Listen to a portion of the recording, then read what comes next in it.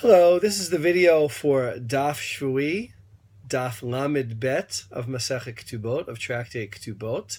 And largely what this chapter, as we've seen, is trying to do is solve the difficulty or the purported difficulty between our Mishnah in Ketubot, which says that these girls, right, one who rapes or seduces any one of the girls on the following list incurs the fine for raping or seducing a virgin, found in Exodus and Deuteronomy, and the Mishnah in Makot that talks about receiving lashes for having raped or seduced one of those same girls, right, or slept in any way with one of those same girls who are prohibited based on the incest law. So, for instance, his sister.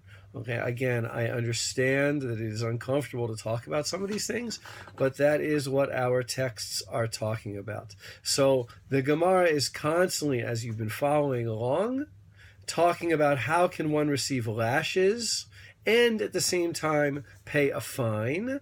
Is there indeed an opinion that holds that one is both lashed and pays the fine, in which case one can indeed, under certain circumstances, receive two penalties for one crime? Or are we dealing with different circumstances? And we have a different resolution that comes up in the very beginning of Lammed Bet Amud Bet, the second part of Lammed Bet, and that is Rabbi Yochanan's solution, where he says, even if you say that both cases will refer to a sister who is a na'ara, a girl between the ages of 12 and 12 and a half, to whom the fine applies, kan shit hitruba, here is in a case where they warned him, they warned him, and there, that would be the case where he would get lashes. So the Mishnah in Makot would be a case where they warned him, and I'll speak about warning in a moment. Kan shalohi trubo. In the case of Ketubot, they didn't warn him, so therefore he couldn't get the lashes. And since he couldn't receive the lashes, he does receive the fine. Now the Gemara will continue to talk about both of those issues, especially the second one, where a case where one, since he cannot be lashed, he receives the fine, even though the crime which he transgressed is one that is theoretically punishable by lashes. But I wanted to talk a little bit about the rabbinic doctrine of warning, because it's going to come up a lot on this page and in the following page as well.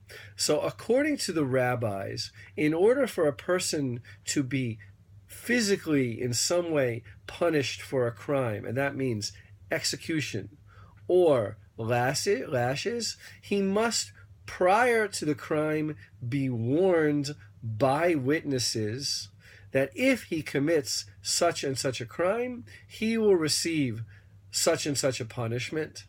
And here's where it gets a little bit stranger, the perpetrator of the crime has to say, yes, I know that if I commit such and such a crime, I will be subject to lashes or execution, but I am doing it anyway.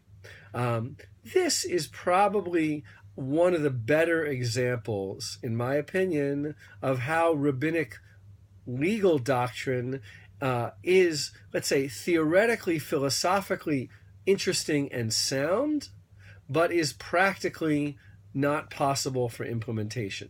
It is philosophically and legally, I think, in a sense, sound to say that in order to punish somebody for a crime, which is punishable by that punishment only if they commit it intentionally, we need to be 100% certain that they committed that crime intentionally. Right? That is a legally, philosophically, in my opinion, defensible statement.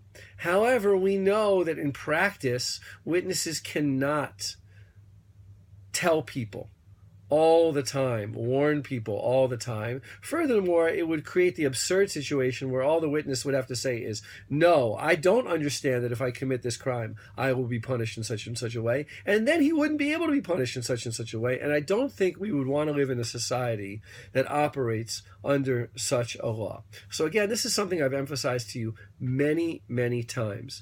Rabbinic law I think you should look at it as legal philosophy, lofty ideals that make philosophical and legal sense, but that are exceedingly difficult to implement, or would be almost impossible, if not impossible, to implement in reality.